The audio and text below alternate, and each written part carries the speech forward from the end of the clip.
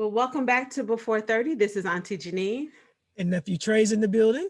and we are happy to be back because last week we got into it. Last week was amazing. We talked about some stuff that you do not want to miss. What were we talking about, Auntie?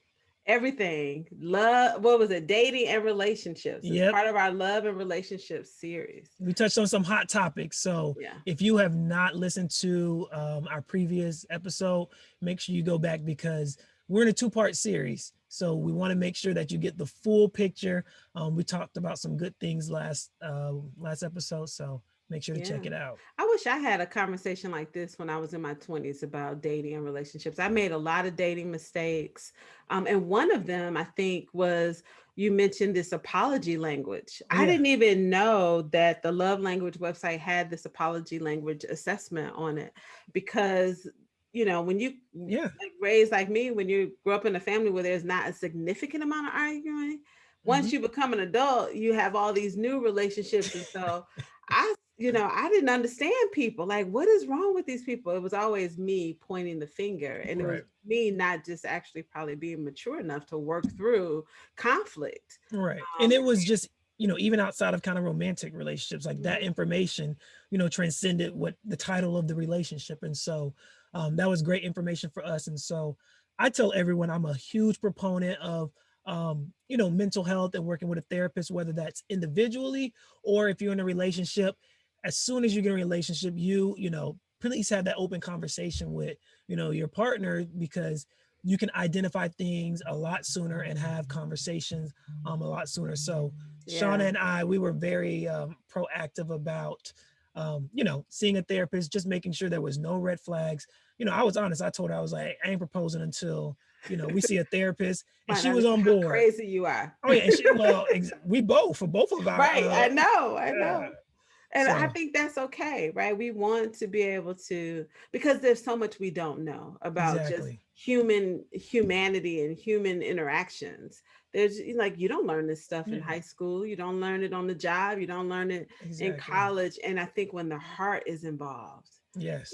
things start to get a whole lot more uncomfortable. And two, there's layers. You have to think about certain communities. Like there's just so many layers of tabooness, I guess I could say, where we don't want to talk about certain topics, Yeah. or we just have to. We got to push through it, and it's your life, your well being. You only get one, so I'm a Right. huge proponent of it. Right. And we're not here to pass judgment on anybody Right. about whatever the type of relationships you're in. But what we do want you to do is to also to be in those relationships, feel safe. I think that was another message that Dr. Hmm. Tamika left with us is about, do you feel safe with this person in this relationship with them? And what does that mean for you? And how do you define safety? And I think us and being empowered to speak up, Absolutely.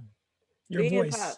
Yeah. Yes. I know one of the warning signs, oh, I might bring that up when Dr. Tamika come on today. One of the warning signs I've always been where she talked about isolation, but we didn't get a chance to talk about like when someone is just always calling, constantly calling and following up. Where are you? What are you doing? Like codependent kind of, or Maybe. I we'll, don't know. we'll I think ask it's a her. warning sign. We're gonna ask her. So we're going to bring Dr. Tamika back. We are excited she is back with us again this week. And today we're going to get into love and sex as part of our love and relationship. So welcome back, Dr. Tamika. Thank you. Happy to be back. Well, for Yes. those who were not here last week and they're listening to today's show, just tell us a little bit about, what you do with couples and individuals as it pertains to their being. Yeah, so I am a licensed clinical social worker. I am a therapist, a certified sexuality educator, sex therapist. And what I do is I work with individuals, providing support around holistic mental health. And holistic mental health looks at the full person. So, people who have concerns with anxiety, depression, but I also specialize in working with people who have concerns around identity, sexuality concerns, and that's their full gamut. And then also people in relationships. So, whether they are in partnerships, poly relationships, whatever that is, helping people to navigate their relationships and feel and be successful. It's what I love to do. Yeah. That's great. Thank you. Thank you. And for those of you who don't know, full disclaimer again, Dr. Mika is my therapist for my wife and I. And so she has, we've been with her for the journey when we first started dating. Then we got engaged. And so just, she's amazing and, have nothing but great things to say. So we're excited to continue part 2 of this series. So you ready to jump in? Let's jump in. All right. What we talking about today, Auntie? We're talking about love and the sex. S word. No, love and sex. Gotcha. You got to dramatize it. Me and all my drama. You got to dramatize it. That could be a warning sign. Yeah. So just know you might, maybe you might or might not need the headphones if you listen to this. Just, we're gonna be talking about some things. So yes, if you have small children or but love and relationships. And the first question we have, because Trey and I talked about this, what is love? That's a good one. So, in essence, love is a feeling that is experienced through action. So, when someone, for instance, says, I love you, I love whomever, however, it's not understood by the other person unless they receive that experience of love. And to receive that experience of love, it's usually through an action. So it can be verbal, it can be something else that's done, but the feeling stays with the person. The understanding of that love is done through an action. Okay. And so is there a difference, I was going to say, between loving someone and being in love? I know we hear that a lot. For people, for people, and different people have different ways of describing this. But for me, in the work that I do, I really see the difference depends on how someone loves. So loving someone, depending, for instance, I mentioned in the last episode about love style. Depending on your love style, you might be loving towards your grandmother, but you may have a mania type of love towards your partner. And if you have that mania type of love, that's when you know you're in love. So it depends on how you show up as a loving person in relationships to know if you're in love. So it's interesting. So is love a chemical response to a feeling, or does it create, is the chemical response what creates the feeling? I don't know. That's so good. So that's so good. So and there's this little video that even kind of I show students sometimes when I'm teaching, that tries to show what happens in the brain when you're loving, and can you even measure that, and the kind of the physiological experience and the chemical experience. And so in general, when we love, when we have that feeling or experience of love, there is a chemical of many chemicals that kind of emit from the body. We have our serotonin, we have our dopamine, we have all the happy stuff that's feeling good, that's doing good. When it comes to attraction, that can happen without love, but that can happen through chemical. So you can be in a space, and depending on a scent, the pheromone that someone is giving off, you can go, who is that? And what is that? So a certain pheromone might draw someone to you, but that doesn't result in love. But love can emit chemicals, physiological changes in the body. Yeah, I remember dating this guy, and you talking about pheromones, I used to love the way he smelled. And it was just like, it was crazy, because I remember the first time ever having that experience. And I did ask someone, like, what is that about? Like, why? I mean, no cologne or anything. It was just like, I'm always wanting to smell him. Like, he was like, girl, if you don't get off of me.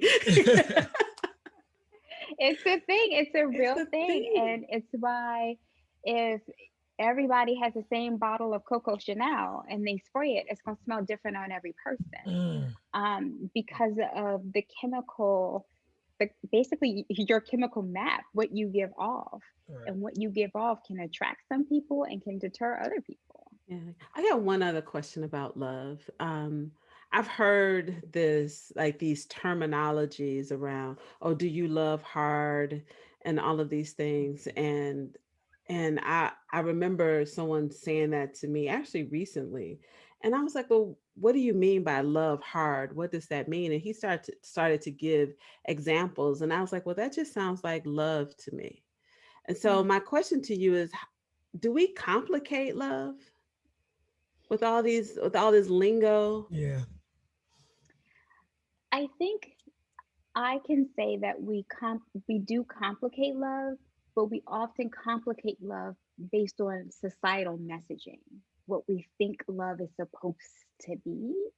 Mm, And so, for instance, Valentine's Day, for instance, Mhm. um, is usually a time where people say, I must show up with all the things mm. to demonstrate my love. Jeannine laughing. She know we don't had this conversation. We had check out 2 episodes ago. We don't had this conversation. But continue, Dr. Tamika. Continue. With them So, chocolates.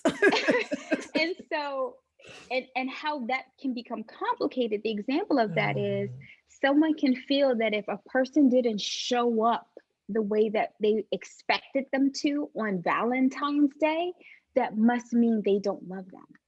Like that equation literally goes together. And the only way that you can surmise that is because the societal messaging told you that it's supposed to look like this on Valentine's mhm, Day, your friends, your family, people around you.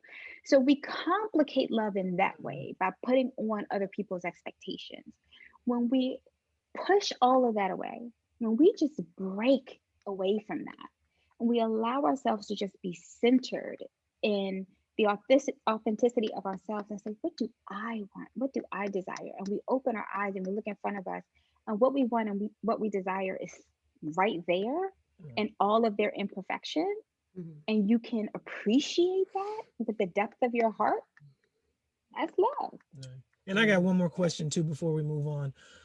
What is not love? I know we kind of, this Mm, might relate to some of the things we discussed on the last episode, but what would you say a few things that are this is not love?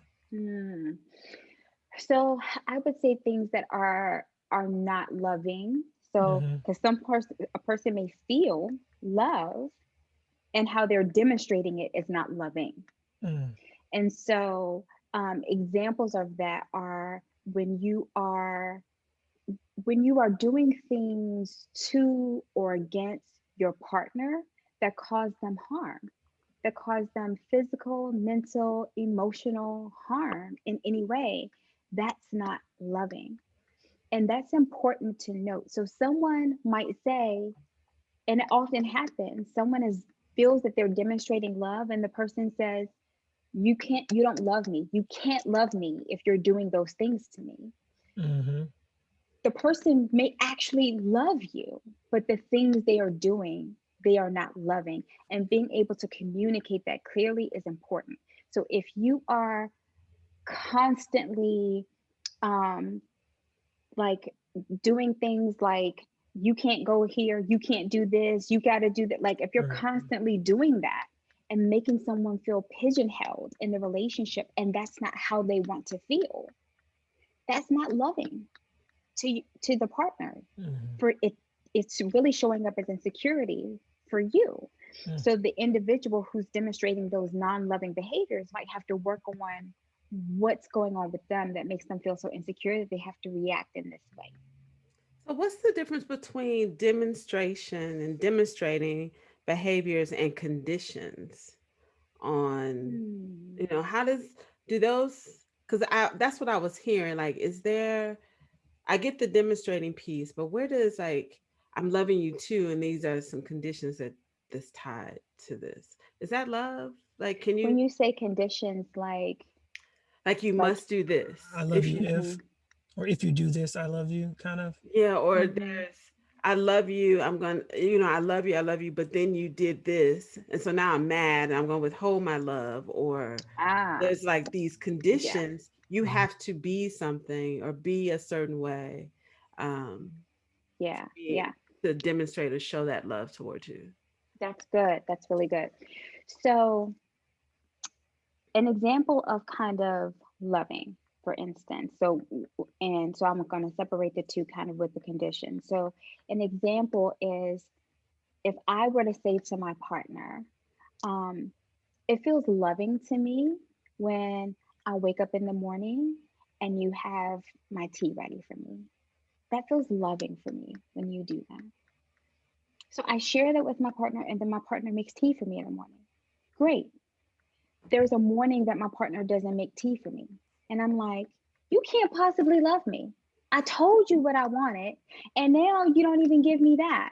And so screw it. I'm not, now I'm coming back combatively and Mhm. telling my partner what they can't possibly do just because they didn't do this thing for me. So that's kind of more conditioned. If my partner, I've expressed it and my partner is doing it, that's wonderful. Now, if I say, when you constantly come home at unreasonable times, it feels, it doesn't feel loving to me. And it doesn't feel loving because I don't feel respected. I communicate that. And my partner decides, all right, that's how you feel, but I'm gonna keep doing what I'm doing, and I'm gonna keep hanging out, and I'm still gonna keep coming home late at night. Well, then your partner has shared with you in their actions how what they're going to do and how they feel about your needs as a person who said, I need this, I want this, I need to feel respected. So they've shown you what they're going to do. Now the decision is up to you. Mm. So oftentimes people get mad and like, you need to stop. If they don't, then what? Hmm. So the decision is now up to you to determine how are you willing to show up for yourself to be respected in your relationship if their behavior doesn't change. So let's talk about self-love. Is that a big part? Yeah, Yeah. yeah. Yeah. That was Mm-hmm. good. Thank you. Thank you You're for welcome. explaining that because I think we want to be really clear. Because sometimes I've seen and maybe even experienced where it feels very conditional, this Mm-hmm. love. And you almost feel like you have to perform or be something in order for this person to give you their love. And Yeah. we And definitely don't another, want people to do that. right. And another problem with that is sometimes people are pigeonholed Mm. into their identity. So who you were when you entered a relationship at 16 or 18 is not going to be the same person that you are at 25. All right. So how you showed up as a loving person then versus how you are now is going to be different. Does your relationship have the capacity to hold and carry and support and honor Mm. you shifting and changing as a That's person? real. Not Yeah. every relationship does. That's So so that's real. important too. Yeah, and it's interesting because I can't speak for men, and Trey, you Hmm. can maybe speak to this, but I know as a woman, like I remember very distinctly how different I was when I turned 30. I just it was just something about it wasn't really the number either. I just remember that journey and being 30 years old and looking back and saying, I am so different than I was when I was 27. My ideas about all sorts of things, love, relationship, sex, to be three, finances, just everything about my womanhood it changed significantly for me. No, and I would agree. I think we, kind of touched on it last episode where there's kind of this pressure for men sometimes to feel like they have it all together. They can be a provider. And so I think on this journey of kind of getting closer to 30, for me personally, it was understanding that, hey, like being comfortable with who I am. And I was transitioning, especially with my career. So understanding that, hey, this is who I am going to be at 30. Yes, I may have attained this education and this work experience, but at 30, I'm pursuing entrepreneurship, and this is a whole new space I'm navigating. So, um, agreed. I would have never thought about that at 22 or in my mid 20s, but I think what was really important for maybe um, some men, hopefully, is that they're getting in a space where they're more comfortable with themselves and bringing who they are into the relationship. Yeah. And so, Dr. Tamika, I've heard couples say, they've been married, multiple years, 20 years, and they say, I love this person more than I did the day we got married or the Mhm. day we met. What is that really? What is the essence of what they're really talking about as far as Mm. the growth of love? Yeah. Oftentimes that's about r- understanding who your partner really is, who they've become, their journey, and how they've been able to be with you by your side and support you through Mm. it. And so, again, in the beginning, we fall in love with, they are so cute. Oh my gosh. Look at their eyes, look at their hair. We're gonna have some cute babies. Oh my Mhm. God. Like it's all of that, like, oh, look at the credit score. Like it's so many things, right? And then you get into the relationship and life happens. For instance, right now, people experience for the first time during COVID loss of job, loss of employment, difficulty, struggling together. Health. And usually it's through those struggles, those tough times, that better or for worse, that you realize you all right. Like you've been by my okay. Like we got this together. We really are in this together. And then it becomes respect. And Mm. when you respect your partner, it's on a whole nother level. You can like someone, you can love someone, but when you respect that person, it to me, when I see that happen in a relationship, it takes the relationship to another level and another journey and, Mm. other capabilities where when trials come, they're going to do whatever they can to support their partner come with may. Whether their partner's with them or not, they respect them at the end Yeah. of the day, and they'll do whatever they can to take care of them.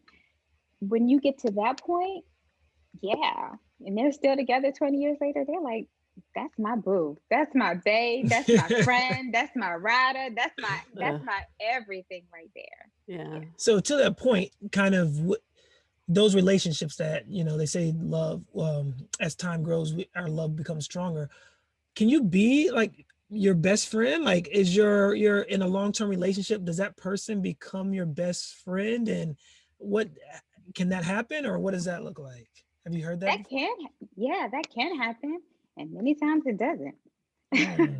Yeah, many times you can be together for a long time, Yeah. 20 years, 30 years, 50 years, and you don't like that person, and that person is not your friend, Right. and that person knows the least about you, Right. and your real best friend knows everything about you.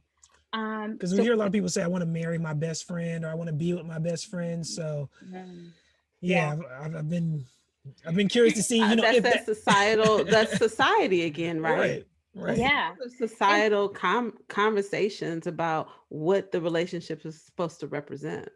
Yeah. yeah, and oftentimes what they're trying to convey when they say that is, I want to be with someone that I can talk to, that I Mhm. can be open with, that I can share with. Because that's what you do with the best friend, Yeah. that Right. I can be myself with, I won't feel judged with.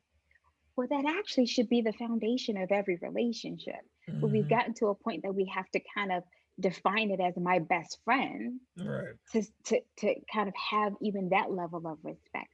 So you can absolutely have that, and you can be with someone who is your friend and your best friend, or you can be with someone who isn't, but ultimately you want to be with someone that you can be comfortable with, who respects you.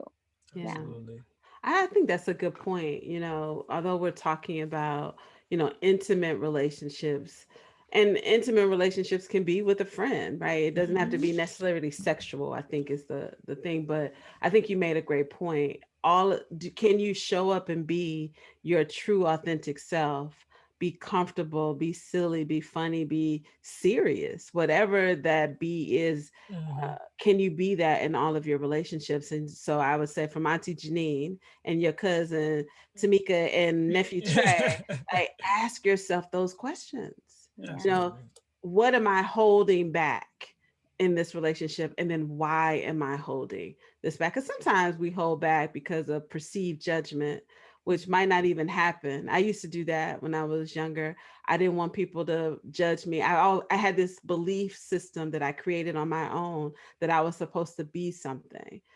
So I couldn't be vulnerable or weak. So I would hold back, concerns. And I was the one that lost out on closeness because of that. And so, yeah, I think, this is so good. Oh, this is so Yeah, good. this I'm is getting my good. life here today. So So good. yeah, and we've talked a lot about love, and so we can. What about sex? Where does that fall into love? Is that sub definition of love? Can they coexist? Should they coexist? Is that what we should be Can striving we have for? sex without Can love? we have sex without love? Like, is there a relationship or interplay between sex and love? Can you talk about that? Yeah. All of what y'all just said is yes. Oh, we got that means amen. Amen on um, that one. so sex isn't, for some people, sex is not required. The act of sex is not required for love. And for some people, love is required for the act of sex. Mm, And then there's everything in between. And so you have some people who um, their sexual identity or their sexual orientation is someone who, in order for them to be sexually drawn to you, to want to be with you, they have to feel in their heart for you. That's a type of orientation. They have to actually feel in their heart for you. Once they feel in their heart for you, they want you. And if they don't right. feel anything for you, ain't nothing happening, nothing at all. And then there are those people who, um, it don't matter. It don't Don't need to feel matter. nothing. It don't matter. Heart No. what? Heart what? Yeah, right.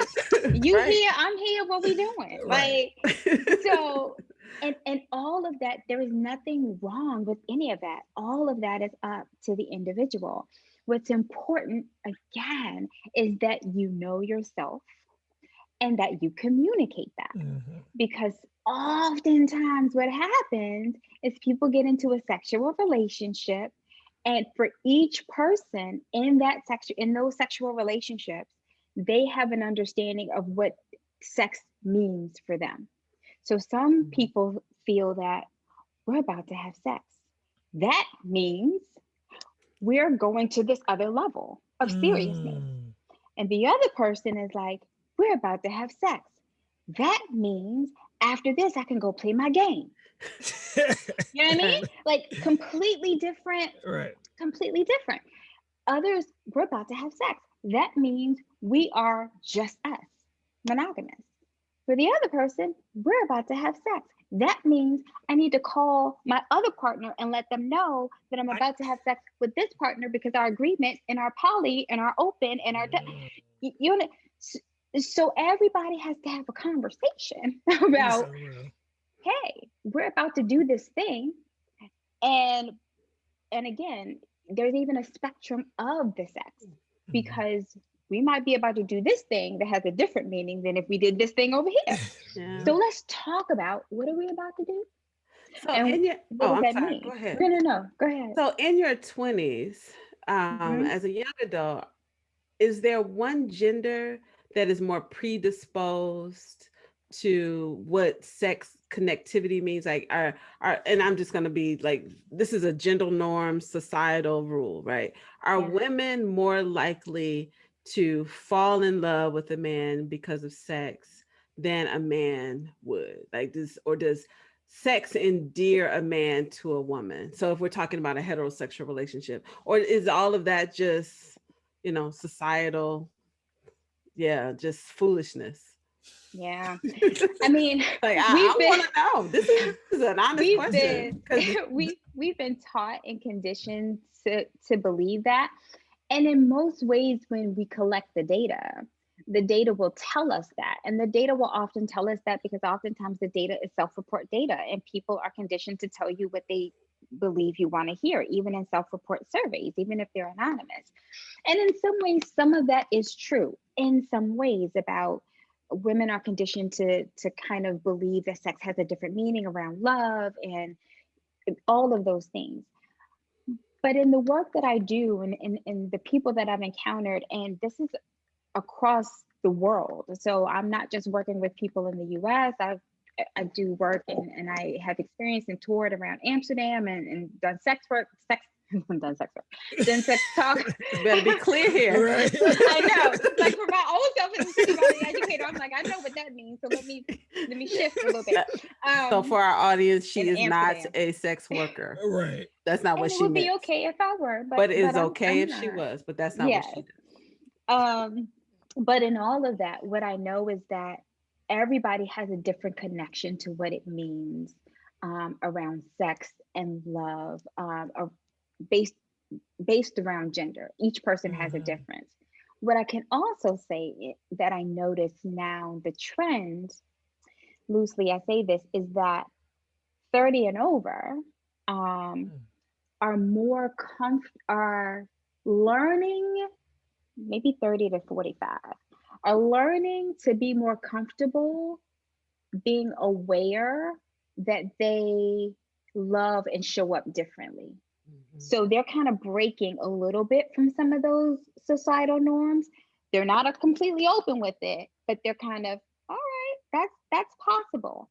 Whereas under 30 in your 20s, I'm seeing much more, regardless of gender. People are like, they're not into that. They're not into the whole societal definitions of how a cis woman, how a cis man is supposed to be, who you're supposed to love. So for that, I'm kind of proud of the generation coming up. They're trying to buck those societal norms. And so you talked about kind of these conversations. I'm a timeline person. So when should these conversations about sex be happening? We kind of touched on the dating process. So when should the topic of sex come up during dating? Is it kind of we just wait to the moment when somebody's kissing on my neck and rubbing on my leg? Or is this something we talk about on the first dinner? Or like how do you bring it up? These expectations, boundaries, like when should that be brought up? Yeah, great question. And there are never really any concretes, but some things that I can say as strong suggestions is, one, it depends on how important sex is to you. So depending on how important sex and the topic of sex is to you depends on how soon you need to introduce it. So if you know, for instance, that you have no plan to have sex at all, if you know that, and you're dating someone, you might want to say that in the beginning, like early on, so that person is aware, because oftentimes with dating, there's this underlying assumption that sex is somewhere on the table. So if you're not planning to do that, talk about that. But it's also important, I believe, early on early on in the dating, like very early on when you're getting to know, talk about sex, talk about your expectations for relationships, talk about your expectations with finances, depending on where you want to go. Get it all out in the beginning. And I usually give people a dating questionnaire. Like, so if someone is coming to see me and they're single and they're getting on the dating scene, I'm like, here you go. Boop. Here's a dating questionnaire that you can use. And I give them examples about how to set it up and do it. But if they're already in a relationship, I still give it to them, because it usually has questions that people haven't asked each other and they've been together for months or even years. What kind of And questions are on that questionnaire? Say that again. I said, what type of questions are on that questionnaire that we should be considering? Have I taken this one, Dr. Tamika? You're taking it. Okay. But it was early on. It was. I remember it. Yeah. So some of the questions are like, for sex, for instance, it asks, how important is sex to you? So that's just one question. How important is sex to you? And then another question is, basically, are you okay if I have sex with other people, or what are your thoughts about that? And in the area of sexuality, it also asks, if something were to happen to me physically and I were not able to kind of take care of myself, or you weren't able to take care of yourself, what are the expectations here? Am I supposed to stay? Do I stay faithful? Like, these are real conversations that people don't have. Real questions, Wow. Look at yes, they're real questions, and so I think they're important. They are important. Yeah, and I think so. This was going to lead to a question: why is the conversation of sex? Why is the conversation of sex so taboo or so awkward? Mm, And does it depend on the community, like the race and ethnicity of the person, or even the sexuality? All right, yeah. that's a great question. Um, Oftentimes across the spectrum of identities, cultures, backgrounds, I found that what makes the topic of sex and sexuality most taboo depends on the religious background of the Mm, individual. Mhm. So the more conservatively religious the background, the mm-hmm. more difficulty the individual coming from that background has in speaking about sex, talking about sex. So that's usually what makes it so taboo to talk about. Mm, The other thing is how we're socialized around sex and sexuality and what sex and sexuality and relationships should be like. So early on, we have fairy tale stories that there's a prince and there's a princess, and that the princess is usually a damsel in distress. The princess is able bodied, cis, and white. The prince is able bodied, cis, and male. Somebody's coming from some royalty somewhere, so there's money somewhere. They happen upon each other, so there's no intentionality. They happen upon each other. They tussle a little bit. The tussling is this kind of form of a mating dance, basically undercurrent, that we're learning that you have this mating dance, and that's what girls are socialized to say, no, but I mean, yes, but no. And guys are like, well, are you saying? I don't know. I learned consent was, what are we supposed to do? So that became very confusing. That happens, and then they learn, and then you live happily ever after. So you're supposed to just fall into sex. Like, mhm. Mhm. that's all supposed to happen. You're supposed to just fall into a relationship and be happily ever after and fall into sex. So we don't learn from an early age, at least in the US, because other places do it different. But at least in the US, we don't learn to start having conversations about our bodies, about sex, to talk to the other person about consent. We don't learn that early Yeah, on. there's so much shame Yeah. Yeah. around one, just our bodies, like the naked human body, like all of Yeah.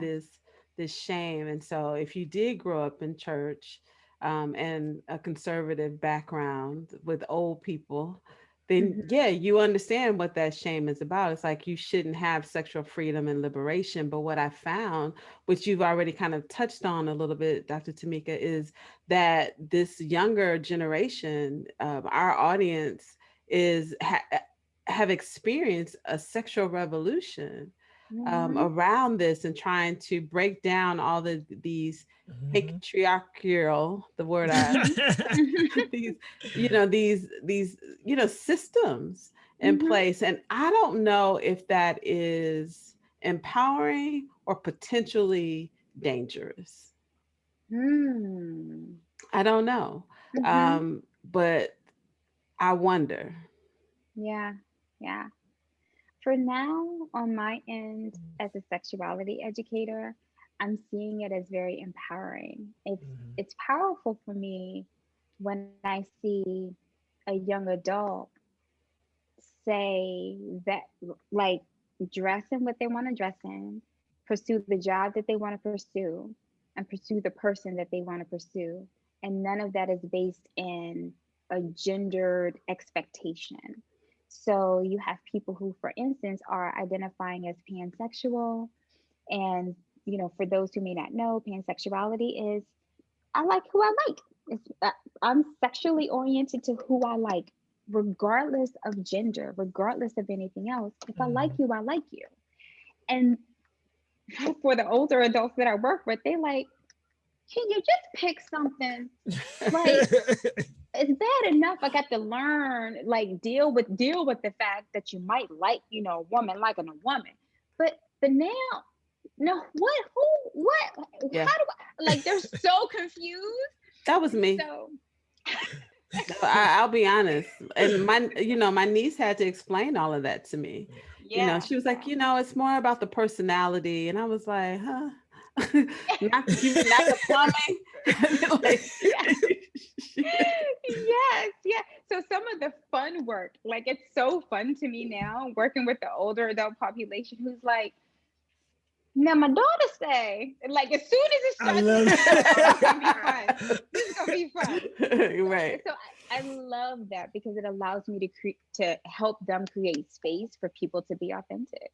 Yeah. Yeah. And it gives us an opportunity. And I'm not that old. That's what's so when I even have to laugh at myself. But I grew up in,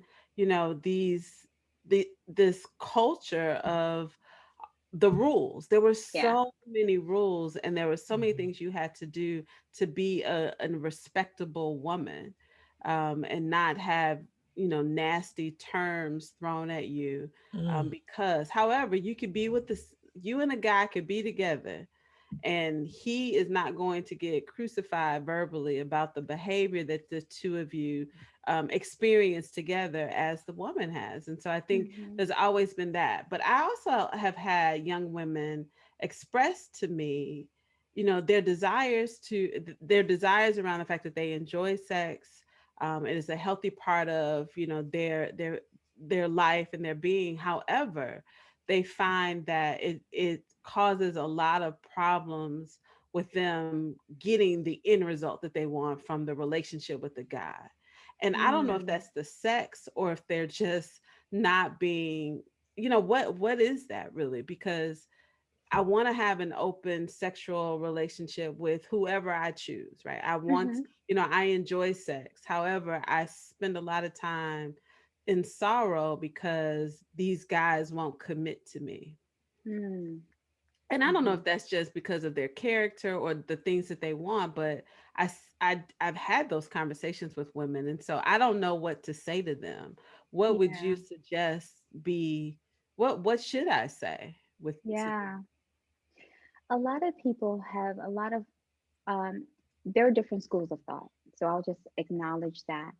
And a lot of people, give formulas like don't have sex until the fifth date or the sixth date, or Mhm. and don't do this, and Or you 90-day know, rules? yeah, Yeah. yeah, and why buy the cow if you can get the milk for free? So don't give it up, and there are all these things, but but in that, the individual who desires and wants sex is feeling repressed, like they're not able to do Mm. that.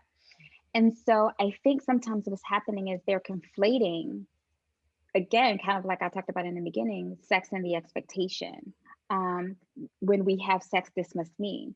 So if you want to have sex and you want to have tons of sex and with multiple people, have tons of sexes with multiple people. If there's someone you want to have a commitment with, then speak to that person about the fact that you want a commitment with them and learn about what they're expecting around a commitment and what their expectations are. Be open and candid about that. Speak about what a commitment looks like for you, what that means for you. Understand what your boundaries are. If those boundaries are not being adhered to, if that person is not addressing commitment the way that you want, then you might not continue to have sex with that person. Or if you want to continue to have sex, but know that they're not going to commit. But conflating the two might be more of the issue. Mm. Um, so that's typically my recommendation. And usually when I'm working with women and we go through that, then they're realizing like, oh, he was just he was good for that night, but I don't. That's not where I want to spend my lifetime. So I'm gonna go ahead over here. And I'm like, Right. that's what we do. Yes. Yeah. And I think it's the honesty. Yes. Definitely. Hmm. And now I guess just kind of I kind of lost my question, but I got the other question was, is there I hate to say like adverse impact or having too much sex and not being in a relationship? Like What what, does that mean? right? Like is that a thing? Like is Do there we such thing as weigh having too it? much sex with too many people? Well, because I've heard people say in conversations, and maybe this is, you know, just people talking, but like sex can be spiritual and you are exchanging souls and energy. Are there any, I don't like to say consequences, I can't find the right word right now, but is there something that is negative impact of having maybe too much sex with too many people? So, the end result answer to a long answer would be would be yes. Okay. And the only reason that it would be yes is if having frequent sex with numerous people causes you distress in your life. If having Mm, numerous sex with numerous people causes you distress, then there's a problem. If it's not causing you distress and it's not bringing harm to anyone else, then there's no problem. Mhm. So that's really the way that with my therapy hat that we look at, is something a right. problem. So that's when we get into that. For other people, it's usually other people on the outside looking in and like, you always with somebody else. You always with somebody new. When Yeah, you gonna settle down? Da, da, da, da, da. Well, that's them imposing their belief system onto right, you. right. Yeah. Yeah. So as you know, I want to end on a high note, but I don't have a high note question. But I have maybe it'll come after this question. You know, Okay. how should someone deal with sexual trauma? So if they've Mm. had sexual trauma either in an existing or a recent relationship or maybe in their childhood, what would you suggest that they do as they're dating and seeking out a loving love relationship from with someone? Yeah. Um, so Auntie Jeannine, that's a tough one. And I say that's a tough one because when talking about suggesting what they should do when they're dating, it really depends on where the person is with their own awareness of the impact of the trauma on them and even their own awareness of the trauma. So oftentimes people find out that they had a traumatic experience through the course of a relationship. It may be something that occurred earlier on in their lives that they, from a healthy coping way, kind of put aside. But when they got into a relationship and a certain thing happened, certain thing was said, they realized, wait, I've been down this road before, and that's that trigger that reminds them that this has occurred. Some people know in advance, but and they've tried to cope with it and deal with it, but it does impact and it may impact their relationship romantically, sexually, in a variety of ways. If the person is aware of it and ready, then my recommendation is always to get therapeutic support, professional therapeutic support. And if you're ready, doing that with your partner, because helping your partner be on the same page with you and understanding your experience, they can then be a partner with you in helping you navigate through your healing in the relationship. And that might look different for different people, but it might be as simple as having a therapist who will understand that person's trauma, be able to explain to the partner why it's important not to hug your partner this way and teach them different ways to hug them. Just teach them Yeah. different ways to kiss them or give affection. That is really important and powerful. And oftentimes, the person who's been through that trauma, they don't know how to articulate that. So Yeah. their bodies may tense up, they may push away, and the partner feels like they're being rejected when really the person who's been through the trauma is just trying to make sense of the trauma within their own body and put up boundaries. So Mm, definitely that's getting good. support. And I Yeah. think kind of evolving off of that, what do you have any advice to help people who are having sex like better experience pleasure? Is there like some small things that they can do to make sex more enjoyable? Well, there's our Yeah. high note that I was looking. Nephew Trey got y'all. Yes, there are so many things. So many, in fact, if people are in the Central Florida area in May, I'm going to have an intimacy and orgasms workshop. Is it Uh, Said virtual? in May. in May, Oh, yeah, Will it be yeah. virtual or in person only? I'm trying to decide on that because Okay. I've been, asked a lot to do something in person. So depending on how the COVID is working with us, yes. Well, you let it us might very, know. it There might was very well be there virtual. was there used to be a conference here, and I'm sure they're everywhere in here in Atlanta. That was similar to that. It was a whole. Oh, I never got a chance to go. It was a whole Mm, thing. So your conference in May. yeah, yeah. So And Dr. that Tamika, can you talk about the arousal Let thing? her answer the first question. Right. Go ahead. Answer the first question. But if you don't talk about it, I'm gonna bring it up. But go ahead. okay, okay, yeah. So so just kind of like yes, there's so many ways um, to enhance intimacy, sex in your relationship. One of the most important ways is to understand where sex originates, like where the desire for sex originates. And I always say this. So, anyone who's ever heard me talk, they know what I'm about to say, but it is all in the brain, it is all in the Yeah. mind. And so, Yeah. most people, the issue is like, oh, they ready to do it, and they come up on the body, and the body not ready. You got to get that mind ready. And there's Right. a way that you get the mind ready. And when you get the mind ready, then you tap into that body. And once you tap into the body, then there are so many things to do to the body that are so exciting and fun. And people are usually like, I didn't even know my body could do this. Like, and I'm like, yes, it can. But in order to get there, you gotta start with the mind. Hmm. And that acknowledges what we talked about a little bit before about understanding history of trauma, impact of trauma, Mhm. how to approach that safely, working that in, and then making it all sexy, ooey gooey. Yeah, Yeah. there's And so I think many that's ways. the important part about really having someone in your life who who verbally affirms you and validates you Mhm. and tries to de-escalate arguments, but come to resolution, right? Because we Yeah. don't want stuff Yeah, dangling out there for the sake of Yeah. sex. But I think that's yeah, where that healthy relationship comes in, because even if you did have a disagreement, it doesn't shut down every aspect of your relationship, and women and men are not withholding sex from one Yeah. another, if it's healthy, if it's a healthy Yeah. relationship. And I got one more. Dr. Tamika to answer part B, but can you yes. speak a little bit to just kind of like arousal? Maybe is there a difference? Are there different ways people get aroused? Maybe men, women. Can you just speak a little bit about the arousal process? Yeah. So, just from the data, and we just kind of know scientifically that yes, there are some stark differences in how people who identify and present as women, if we identify and present as men, are aroused. And so we know, for instance, that women tend to kind of stay in their heads about things. They kind of tend to fantasize. So they tend to kind of think about, ooh, what is it going to be like? Ooh, he looks, ooh, when this happens. Ooh, and so they can have really good fantasies.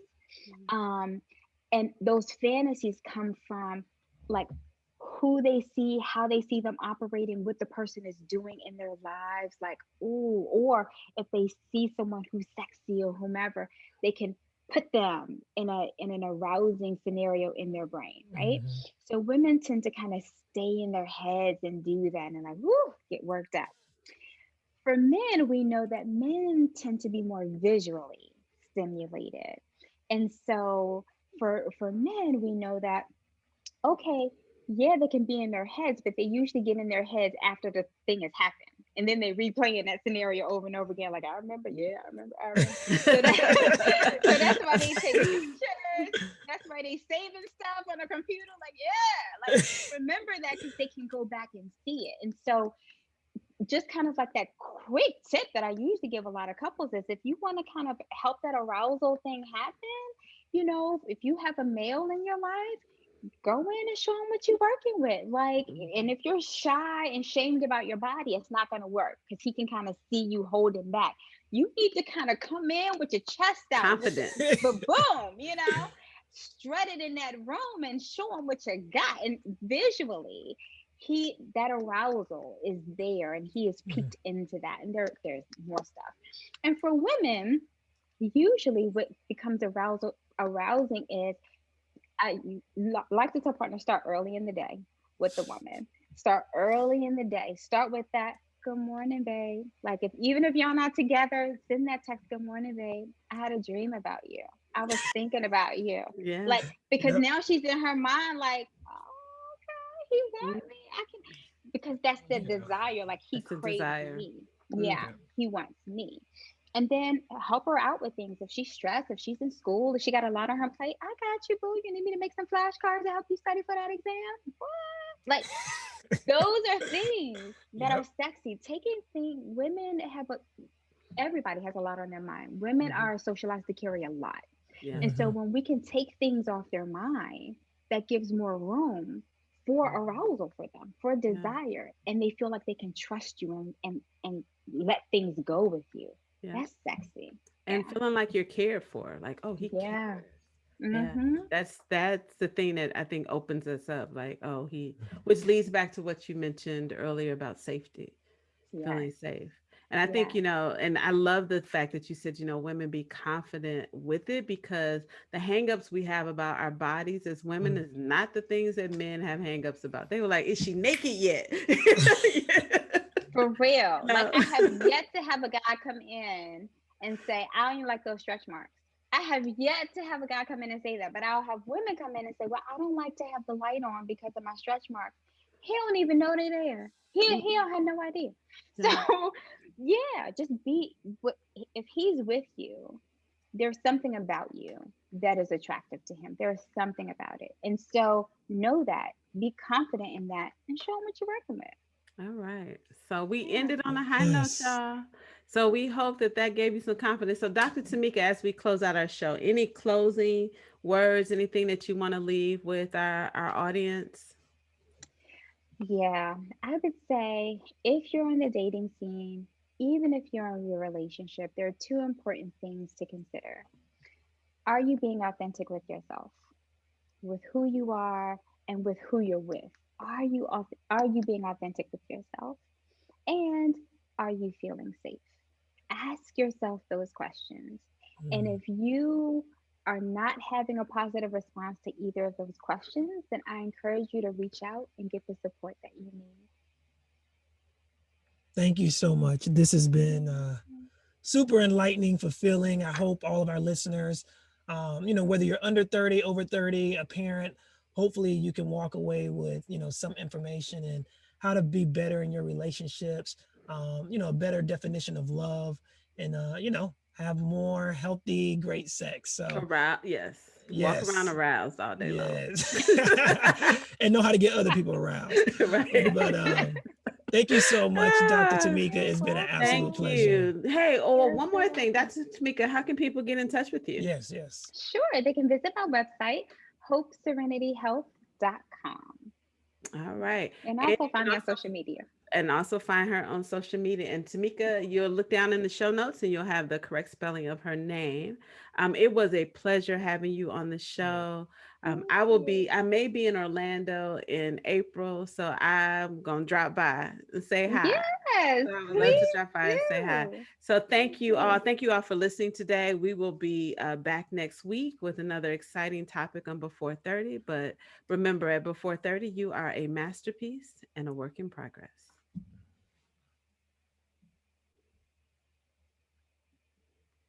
All right.